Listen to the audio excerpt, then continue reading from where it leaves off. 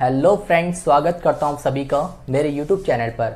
और काफ़ी लंबे इंतज़ार के बाद मैं फिर से लेकर आया हूं आप सबके सामने एक नया वीडियो। और इस वीडियो में मैं आपसे डिस्कस करने वाला हूं इंग्लिश ग्रामर का एक बहुत इंपॉर्टेंट टॉपिक, जो कि है एक्टिव पैसिव, जिसे हम पैसिव वॉइस के नाम से भी जानते हैं।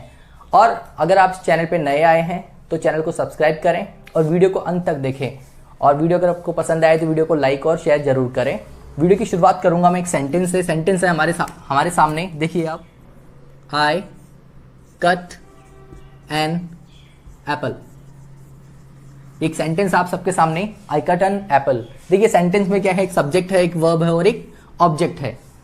तो हम सबसे पहले बात करूंगा वर्ब के बारे में कि एक पैसिव वॉइस बनाने के लिए वर्ब कैसी होनी चाहिए। कि वर्ब के टाइप्स की बात करूं तो वर्ब दो प्रकार की होती है हमारे, ट्रांजिटिव वर्ब और इनट्रांजिटिव वर्ब, जिसे हम हिंदी में कह सकते हैं सकर्मक वर्ब या सकर्मक क्रिया, और इनट्रांजिटिव वर्ब जिसे हम अकर्मक क्रिया के नाम से जानते हैं। देखिए ट्रांजिटिव वर्ब जो होगी वहाँ पर हमें क्या मिलेगा, ऑब्जेक्ट मिलेगा। क्या मिलेगा, ऑब्जेक्ट मिलेगा। और दूसरा टाइप जो मैंने आपको बताया है इनट्रांजिटिव वर्ब का, इनट्रांजिटिव वर्ब वाले सेंटेंस में आपको ऑब्जेक्ट जो है वो देखने को नहीं मिलेगा, आपको ऑब्जेक्ट देखने को नहीं मिलेगा। तो पैसिव वॉइस बनाने के लिए सबसे इंपॉर्टेंट थिंग क्या है, वर्ब क्या होनी चाहिए, ट्रांजिटिव वर्ब होनी चाहिए। कहना चाहता हूं कि सेंटेंस में क्या होना चाहिए, ऑब्जेक्ट होना चाहिए। देखिए इसमें क्या है, आई जो है मैं, वो काम कर रहा है। क्या काम कर रहा है, काटने का। क्या काट रहा है, एक एप्पल काट रहा हूं। मैं एक एप्पल काट रहा हूं। इसमें काम करने वाला कौन हो गया, आई जो है वो काम कर रहा है, वो डूअर है, वो सब्जेक्ट है, और वो क्या है, एक्टिव है। वो क्या है, एक्टिव है, मतलब कोई काम कर रहा है। तो मैं आपको बताना चाहूंगा कि एक्टिव पैसिव की बात करने से पहले मैं आपको बता रहा हूं कि एक्टिव और पैसिव होता क्या है। तो एक्टिव के अंदर क्या होता है, हमारा जो डूअर होता है, हमारा जो सब्जेक्ट होता है,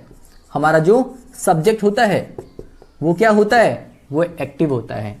वो क्या होता है, एक्टिव होता है। एक्टिव को अपन क्या कह सकते हैं, सक्रिय कह सकते हैं।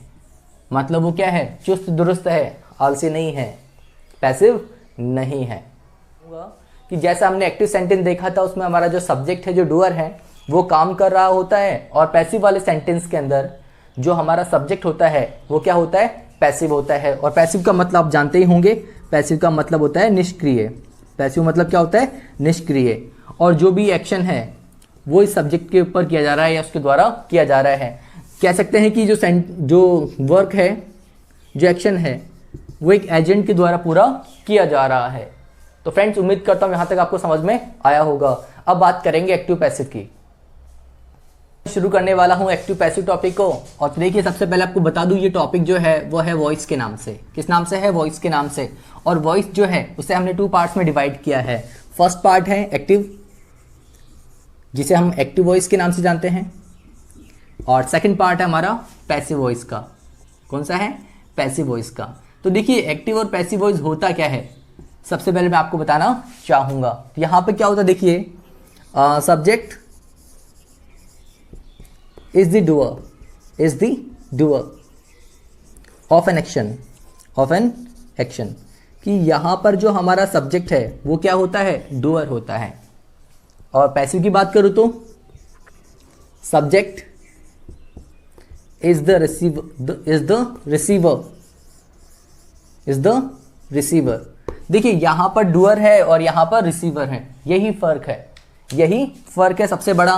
कि एक्टिव वॉइस की बात करूं जिसका मतलब क्या होता है, सक्रिय होता है। और बात करूं पैसिव की तो इसका मतलब क्या होता है, निष्क्रिय। मतलब यहाँ पर हमारा सब्जेक्ट जो है वो कोई काम करने वाला नहीं होता है, वो यहाँ पर क्या है, एक रिसीवर है।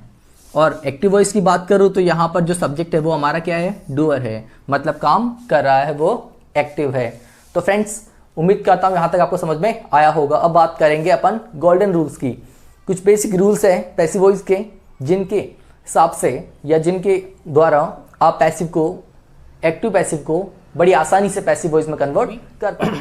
कौन सा टॉपिक पढ़ रहे हैं अपन अभी, अपन पढ़ रहे हैं एक्टिव पैसिव।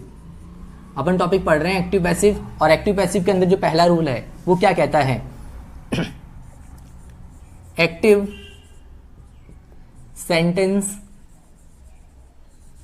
के ऑब्जेक्ट को, जो हमारा एक्टिव सेंटेंस होता है उसके ऑब्जेक्ट को पैसिव सब्जेक्ट का या पैसिव सेंटेंस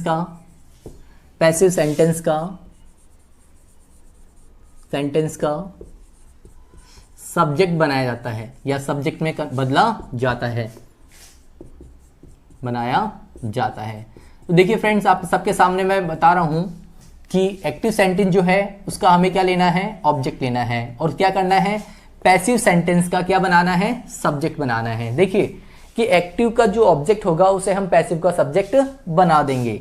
तो देखिए मैं आपके सामने टेबल बना रहा हूं, एक्टिव के अंदर क्या आएगा और पैसिव में आपको क्या करना है। ये चीज़ बड़ी आसानी से आपको समझ में आ जाएगी इस टेबल के द्वारा। तो देखिए फर्स्ट जो है मैं आपको बता दूं, पर्सन्स के हिसाब से फर्स्ट पर्सन जो हमारा होता है उसमें क्या आता है, आई और वी। तो आई का ऑब्जेक्ट होता है मी और वी का ऑब्जेक्ट होता है अस। अगर ये दोनों ऑब्जेक्टिव फॉर्म में आएंगे तो पैसिव में क्या करेंगे, आई का बन जाएगा मी और अस का बन जाएगा वी। और फिर दूसरी बात सेकंड पर्सन की बात करूँ, यू है, तो यू का ऑब्जेक्ट भी यू होता है और सब्जेक्ट भी यू होता है। तो यू का सब्जेक्ट यू होता है। और देखिए अगर फिर ऑब्जेक्ट हमारा हिम हो तो हमें सब्जेक्ट ही के रूप में बनाना पड़ेगा, और अगर हमारा ऑब्जेक्ट हर हो तो हमें ऑब्जेक्ट शी के रूप में बनाना पड़ेगा, और ऑब्जेक्ट इट होगा तो हमें इट के रूप में बनाना पड़ेगा, और सब्जेक्ट हमारा दैम हुआ तो हमें सब्जेक्ट दे के रूप में बनाना होगा। और अगर जो हमारा ऑब्जेक्ट है वो कोई नेम हो या कहूँ कि कोई नाउन हो तो नेम का नेम मतलब कह सकता हूं नाउन का नाउन रहेगा। देखिए ये फॉर्म्स हमें सेंटेंस में देखने को मिलेगी, ये सब हमें कहां देखने को मिलेगी, एक्टिव सेंटेंस के अंदर। और किस रूप में दिखेंगे ये हमें ऑब्जेक्ट के रूप में दिखेंगे, और हमें इन सबको किस में कन्वर्ट करना है, पैसिव सेंटेंस के सब्जेक्ट के रूप में कन्वर्ट करना है। ये सब्जेक्टिव फॉर्म है, ये सब सब्जेक्टिव फॉर्म है जो ये सब दिखने पर आपको बदलना होता है। तो फ्रेंड्स उम्मीद करता हूं यहां तक समझ में आया होगा। अब बात करेंगे हेल्पिंग वर्ब की। तो फ्रेंड्स समझ में आएगा आपको कि एक्टिव सेंटेंस के ऑब्जेक्ट को कैसे हम पैसिव सेंटेंस के सब्जेक्ट में कन्वर्ट करते हैं। अब बात करूंगा मैं सेकंड रूल की। सेकंड रूल कह रहा है हेल्पिंग वर्ब का यूज, कि हेल्पिंग वर्ब का प्रयोग, जो हेल्पिंग वर्ब है जिसका प्रयोग हमें सेंटेंस में करना है, हेल्पिंग वर्ब का प्रयोग निम्नानुसार, मैं देखिए टेबल बना के आपको समझाने वाला हूं, सब चीजें निम्नानुसार किया जाता है। आपको कोई कंफ्यूजन नहीं होगा, मैं पूरी उम्मीद करूंगा कि आपको एक बार देखने में ही सबको समझ में आ जाए। इसके लिए मैं टेबल बना के आपके सामने प्रस्तुत करने वाला हूं हेल्पिंग वर्ब का यूज। तो देखिए दो टेबल बना ली है मैंने, एक टेबल बना ली है जिसमें एक तरफ एक्टिव का सेंटेंस रखेंगे, दूसरी तरफ पैसिव में हमें क्या करना है। तो देखिए एक्टिव सेंटेंस में क्या आएगा कि हमें पैसिव में इसको कन्वर्ट करना होगा। तो सबसे पहले बात करूंगा कि अगर एक्टिव सेंटेंस में आपको वर्ब की फर्स्ट फॉर्म मिलती है या फिर फर्स्ट फॉर्म के साथ एस या ईएस देखने को मिलता है। देखिए या तो होगा फर्स्ट फॉर्म या फिर फर्स्ट फॉर्म के साथ एस और एस लगा होता है। इसके अलावा डू और डज जो कि इंटरोगेटिव नेगेटिव सेंटेंस में यूज किए जाते हैं, और उसके साथ हमेशा कौन सी फॉर्म आती है, वर्ब की फर्स्ट फॉर्म आती है। तो देखिए मैं आपको बता दूं कि फर्स्ट फॉर्म आए या फर्स्ट फॉर्म के साथ एस और इस दिया गया हो या डू और डज के साथ फर्स्ट फॉर्म दी गई हो, तो पैसिव के अंदर अपन को क्या करना है, इसको इज आर और एम में कन्वर्ट करना है। इज एम और आर में कन्वर्ट करना है। इसका प्रयोग हमें करना है सिंगुलर के साथ, आर का प्रयोग करना है प्लूरल के साथ, और एम का प्रयोग करना है आई के साथ। तो देखिए बड़ी आसानी से आप समझ सकते हैं कि फर्स्ट फॉर्म अगर दिया गया हो, एस और एस दिया गया हो उसके साथ, या फिर डू डज के साथ फर्स्ट फॉर्म दी गई हो, तो आपको हेल्पिंग वर्ब के रूप में इज एम और आर का प्रयोग करना है। दूसरी बात करूं सेकंड जो है वो है, अगर हेल्पिंग वर्ब एक्टिव सेंटेंस में आपको देखने को मिले इज आर और एम, और साथ में देखने को मिले आपको V1 plus I N G, क्या देखने को मिले, V1 plus I N G, तो आपको क्या करना है, इज आर और एम को रहने देना है एज इट इज, मतलब सब्जेक्ट के हिसाब से वही सिंगुलर प्लूरल और आई के साथ, और जो आई एन जी आएगा इस आई एन जी की जगह आपको क्या करना है, बीइंग का प्रयोग करना है। किसका प्रयोग करना है, बीइंग का प्रयोग करना है। नंबर थर्ड है, अगर जो हमारी हेल्पिंग वर्ब है वो हैज़ और हैव दिया गया हो, हैज़ और हैव दिया गया हो, तो आपको क्या करना है, सिंगुलर के साथ हैज़ लगाना है और प्लूरल के साथ हैव लगाना है। और इन सब के बाद में क्या लगाना है, दोनों के बाद आपको बीन का प्रयोग करना है। तो फ्रेंड्स उम्मीद करता हूँ यहाँ तक समझ में आया होगा। अब बात करेंगे अपन पास्ट टेंस की, और पास्ट टेंस की जो हेल्पिंग वर्ब आएगी उसको अपन कैसे पैसिव में कन्वर्ट। अब अपन बात करने वाले हैं पास्ट टेंस में जो एक्टिव सेंटेंस के अंदर वर्ब आएगी उसे कैसे चेंज किया जाएगा। तो नंबर फर्स्ट ले रहा हूँ मैं आपके सामने। तो देखिए एक्टिव के अंदर वर्ब की सेकंड फॉर्म आ जाए या फिर डिड के साथ वर्ब की फर्स्ट फॉर्म दी गई हो। देखिए या तो सेकंड फॉर्म आएगा या फिर डिड के साथ वर्ब की फर्स्ट फॉर्म आएगी। तो आपको क्या करना है, इसको पैसिव बनाते समय वॉज और वर्ब में कन्वर्ट करना है। वॉज और वर्ब में कन्वर्ट करना है। वॉज के साथ वॉज का प्रयोग सिंगुलर के साथ और वर्ब का प्रयोग प्लूरल के साथ करना है। नंबर फाइव है कि अगर वॉज और वर आ जाए दोनों साथ में, वॉज और वर, और इनके साथ में क्या आएगा, V1 प्लस ING आएगा। तो देखिए आपको क्या करना है, वॉज और वर, वॉज और वर, और देखिए ING जब आया था तब हमने क्या किया था, SRM प्लस ING आया था तब हमने क्या किया था, ING को हमने हटा दिया था और क्या लगाया था, बीइंग का प्रयोग किया था। देखिए बीइंग का प्रयोग किया था हमने। और नंबर 6 में ले रहा हूँ, हेड जो है, हेड आ जाए, और तो हेड को अपन कैसे कन्वर्ट करेंगे, हेड के बाद अपन क्या लगाएंगे, बीन लगा देंगे। हेड के बाद अपन को बीन का प्रयोग करना है। नंबर 7 है, अगर विल आ जाए या फिर शैल आ जाए, विल और शैल आ जाए, तो आपको क्या करना है, विल और शैल जो भी होगा सब्जेक्ट उसके हिसाब से विल और शैल का प्रयोग करेंगे, साथ में क्या लगाएंगे, बी लगाएंगे। नेक्स्ट है कि कोई मॉडल दिया हुआ हो, कोई मॉडल्स आए हों, और मॉडल्स आए तो आपको क्या करना है, मॉडल्स के बाद आपको वर्ब की फर्स्ट फॉर्म का प्रयोग करना होता है वैसे, लेकिन पैसिव में आपको क्या करना होता है, मॉडल के बाद बी वर्ब का प्रयोग करना होता है। और नंबर 9 जो है, लास्ट में आपको बता दूं कि कई बार क्या होता है, विल और शैल के साथ हैव दिया होता है, तो आपको क्या करना है, विल और शैल का प्रयोग तो करना है एज इट इज सब्जेक्ट के हिसाब से। सब्जेक्ट के हिसाब से क्या करना है, विल के साथ विल का प्रयोग करते हैं सेकंड और थर्ड पर्सन के साथ, और शैल का प्रयोग करते हैं फर्स्ट पर्सन के साथ, और साथ में क्या करना है, हैव को रहने देना है, और हैव जब आता है तो अपन क्या करते हैं, बीन का प्रयोग करते हैं। तो आपको करना क्या है, विल और शैल के बाद हैव लगाना है, और हैव के बाद अपन क्या जोड़ना है, बीन जोड़ना है। ING आए तो बीइंग जोड़ना है, मॉडल आए तो बी जोड़ना है, मॉडल आए तो बी जोड़ना है। तो फ्रेंड्स उम्मीद करता हूँ यहाँ तक आपको समझ में आया होगा। अब बात करेंगे आगे, बात करेंगे नंबर 3 की। और नंबर 3 कह रहा है कि पैसिव सेंटेंस में जो हमारा पैसिव सेंटेंस होता है, पैसिव सेंटेंस में हमेशा मेन वर्ब की थर्ड फॉर्म, देखिए पैसिव में क्या करना है, हमेशा मेन वर्ब जो होती है हमारी सेंटेंस में, मेन वर्ब दी गई होती है, मेन वर्ब की थर्ड फॉर्म, जो थर्ड फॉर्म होती है का प्रयोग करना होता है, का प्रयोग करना होता है। देखिए पैसिव सेंटेंस आपको पहचानने में ज़्यादा मुश्किल नहीं होगी, हेल्पिंग वर्ब्स मैं बता चुका हूँ। उसके बाद आपको क्या देखना है, वर्ब की थर्ड फॉर्म देखनी है। अगर आपको सेंटेंस के अंदर वर्ब की थर्ड फॉर्म देखने को मिलती है तो आप बड़ी आसानी से उसकी पहचान कर सकते हैं, बशर्ते जो हमारा सब्जेक्ट है वो रिसीवर होना चाहिए। पैसिव में सब्जेक्ट क्या होता है, रिसीवर होता है, डूअर नहीं होता है। और नेक्स्ट बता दूं आपको कि अंत में प्राय मतलब आमतौर पर बाय लगाकर एक्टिव के जो एक्टिव सेंटेंस होगा, एक्टिव सेंटेंस के ऑब्जेक्ट को, जो एक्टिव सेंटेंस का ऑब्जेक्ट होगा, सॉरी एक्टिव सेंटेंस का जो सब्जेक्ट होगा, कि अंत में जो एक्टिव सेंटेंस का सब्जेक्ट होगा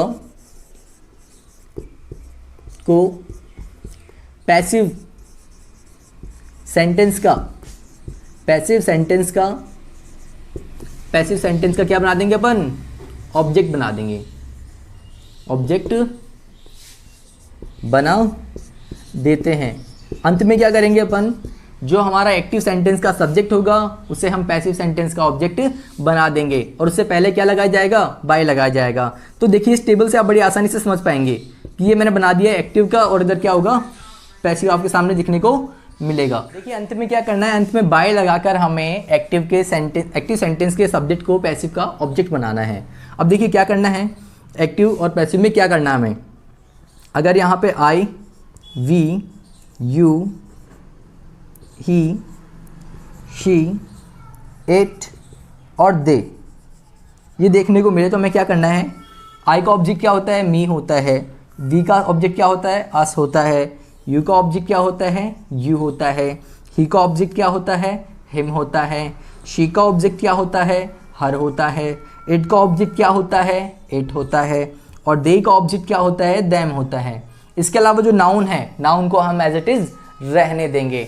तो फ्रेंड्स उम्मीद करता हूँ यहाँ तक आपको समझ में आया होगा।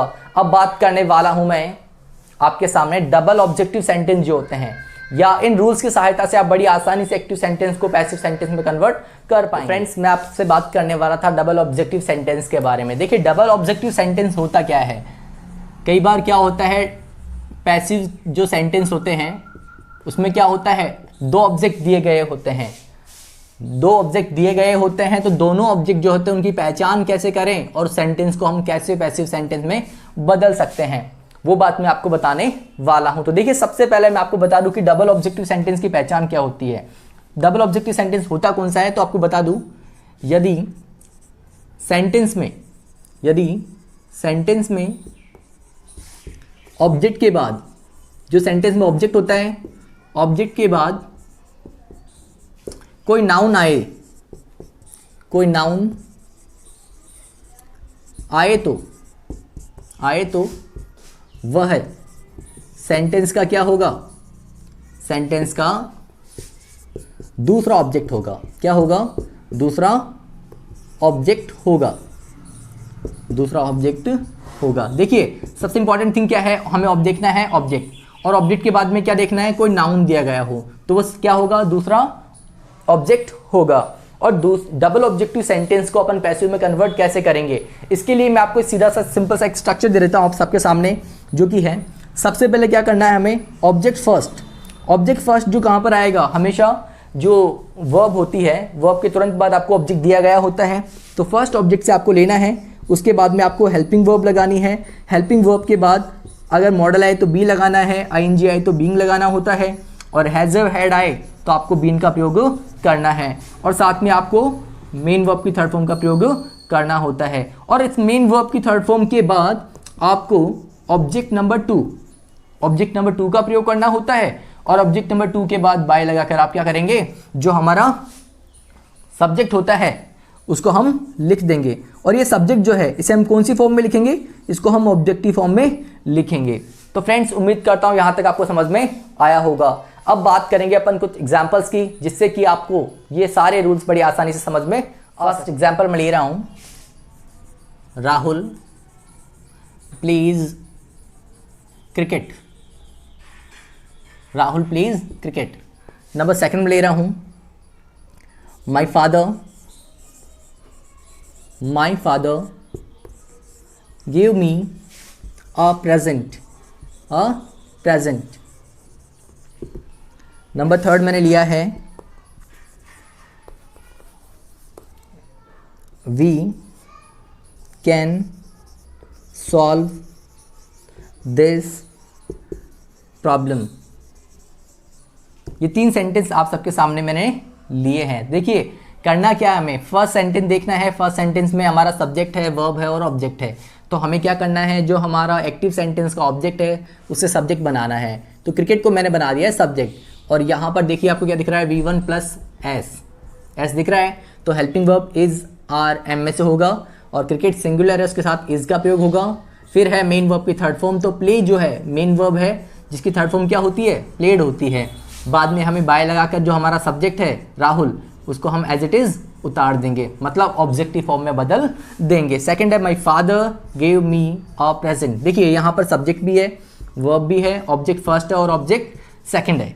देखिए my father give me a present, तो इसमें फर्स्ट ऑब्जेक्ट जो है उसको लेना है अपन को, मी जो है उसको हम कन्वर्ट करेंगे आई में, और गिव यहाँ पर वर्ब का सेकंड फॉर्म है, और सेकंड फॉर्म आए तो हमें वॉज वर्ब का प्रयोग करना होता है, और गिव का थर्ड फॉर्म गिवन होता है, तो अपन ने गिवन लिखा है यहाँ पर। और दूसरा ऑब्जेक्ट क्या है, अ प्रेजेंट मैंने लिखा है, बाय हमारा सब्जेक्ट है उसको हम ऑब्जेक्ट में कन्वर्ट कर देंगे, my father, by my father.